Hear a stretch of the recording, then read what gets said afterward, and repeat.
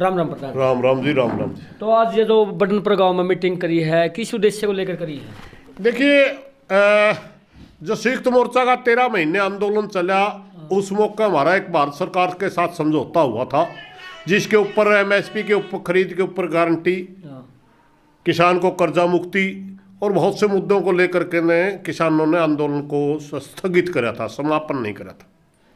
हम बार बार सरकार को चेता रहे हैं, उसके बावजूद भी बिजली बिल 2020 भी उसके अंदर था। बार बार हम सरकार को चेता रहे हैं, मगर सरकार बिल्कुल यू टर्न मार गई उस टाइम। तो अब मैं आपको बताऊं, लखीमपुर के अंदर देश के गृह मंत्री का बेटे ने 4 किसानों को गाड़ी के नीचे रोंद के मार दिया, और पूरे देश का किसान उसको दोषी मानता है, मगर आज तक मोदी जी ने उसका मंत्रालय भी वापस नहीं लिया।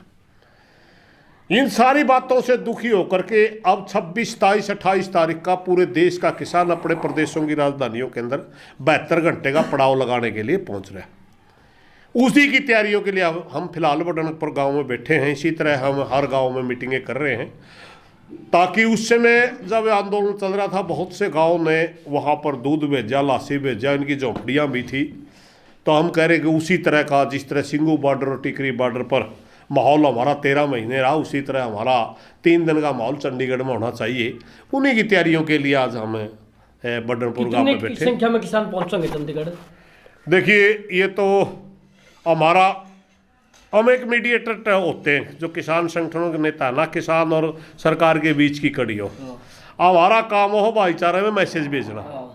हमारे पास कोई कैडर क्या संगठन नहीं होते, वही इतने हमारे लिखित के मेंबर है वो इतने पहुंचेंगे। कर्मचारियों का संगठन नहीं है, मगर उसके बावजूद भी हमारी जो कैलकुलेशन है 10,000 से कम तो रहेंगे नहीं। 10 से ज़्यादा हरियाणा प्रदेश से 10,000 से ज़्यादा किसान वहाँ पहुँच सकते हैं। अब की बार मात्र किसान ही नहीं है, ट्रेड यूनियंस भी हमारे साथ हैं। उनके भी कुछ मुद्दों पर वो आएंगे, क्योंकि पूरे देश के अंदर, हरियाणा और पंजाब के अंदर तो स्टेज लागेंगे सिर्फ संयुक्त मोर्चा की। संयुक्त मोर्चा ही उनको आगे बढ़ाएगा, वही उनको बोलने के लिए टाइम। कुछ स्टेटों में ट्रेड यूनियन और मोर्चे के दोनों इकट्ठे स्टेज भी लगेंगी। तो कुल मिलाकर के अगर संख्या की बात करें तो 5-4 हज़ार आदमी वो भी लेके आएंगे। 10-15 हज़ार आदमी हरियाणा की तरफ से हम चंडीगढ़ में 3 दिन के लिए होंगे। जो वहाँ पर रहोगा धरना शांतिपूर्ण रहोगा या कुछ और भी हो सकता है? नहीं, और कुछ नहीं होता। सिर्फ ये इलेक्शन का दौर आ गया भाई। आज भी हम गामा में प्रचार करा, हमें 2 ही चीज़ बतला दे पाओ लोग, या तो राजस्थान के इलेक्शन में क्या होगा, मध्य प्रदेश वाला में क्या होगा, छत्तीसगढ़ में वोटिंग होगी वहाँ के, या नए बड़का तो रजावा तो वर्ल्ड कप क्रिकेट की बात बतला दे पाओ। 2 ही माहौल चल रहे हैं। उसके बावजूद हम अब किसानों की बात करा, जो किसानों संगठनों में कार्य करता है वो का अपनी तैयारी तय किसान को लेके जाएंगे।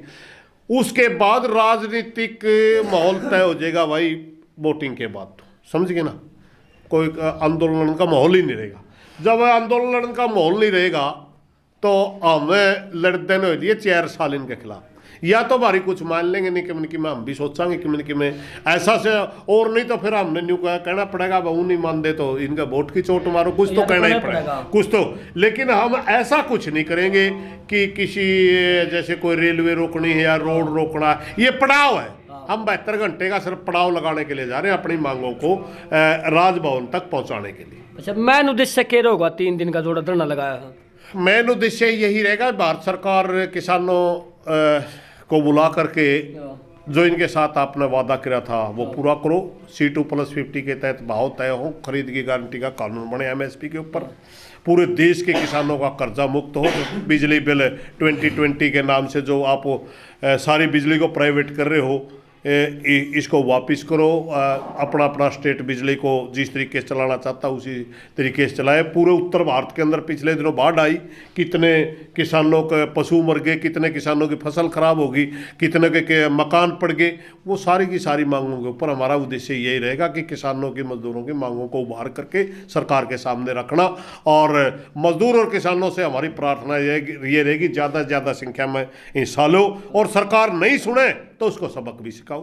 अच्छा, टाइम के कुछ होगा जो 26 तारीख में चलोगे?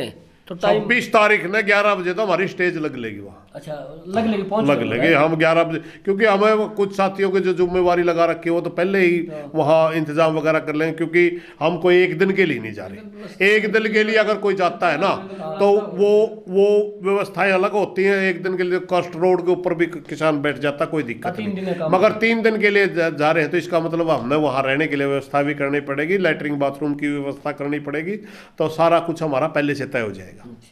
तो हमारे चैनल के माध्यम में लास्ट में क्या संदेश देना चाहोगे पूरे हरियाणा किसानों ने? पूरे हरियाणा के किसानों के नहीं, पूरे भारतवर्ष के किसानों से ही मैं प्रार्थना करना चाहूँगा कि अपने अपने प्रदेश की राजधानियों में 26, 27, 28 तारीख को ज़्यादा से ज़्यादा संख्या में पहुंचकर किसानों को मजबूत करो। राजनीतिक बातें अलग टाइप की होती हैं, वो संगठन अपनी अपनी अलग भाषा बोलते हैं, मगर अगर किसान चाहता है कि मेरा भला हो तो उसने खुद खड़ा होना पड़ेगा, और वो खुद खड़ा होकर अपनी अपनी राजधानियों में किसानों के पड़ाव में जाएं और एसकेएम को मजबूत करें ताकि सरकार इसकी आवाज़ सुने। तो प्रधान जी की बात बहुत बढ़िया लगी भाई। अगर किसान ने लड़ाई लड़नी पड़ेगी तो खुद लड़ना पड़ेगा, भारी मात्रा में भाई पहुंचना पड़ेगा। और भाई सभी किसान भाई यहाँ एक रिक्वेस्ट है भाई, वीडियो ने ज़्यादा से ज़्यादा शेयर करियो ताकि भाई जो किसान पहुंचने लग रहे हैं भारी मात्रा में भाई 26 तारीख को चंडीगढ़ में, हाँ बस चंडीगढ़ में पंचकुला की तरफ से चंडीगढ़ में एंटर करेंगे। पंचकुला में लगा गाँव। अच्छा पंचकुला में, पंचकुला। तो ठीक है जी, पर ज़्यादा से ज़्यादा शेयर करियो वीडियो को भाई। यहाँ पे एड समाप्त करा। हाँ, जय जवान जय किसान।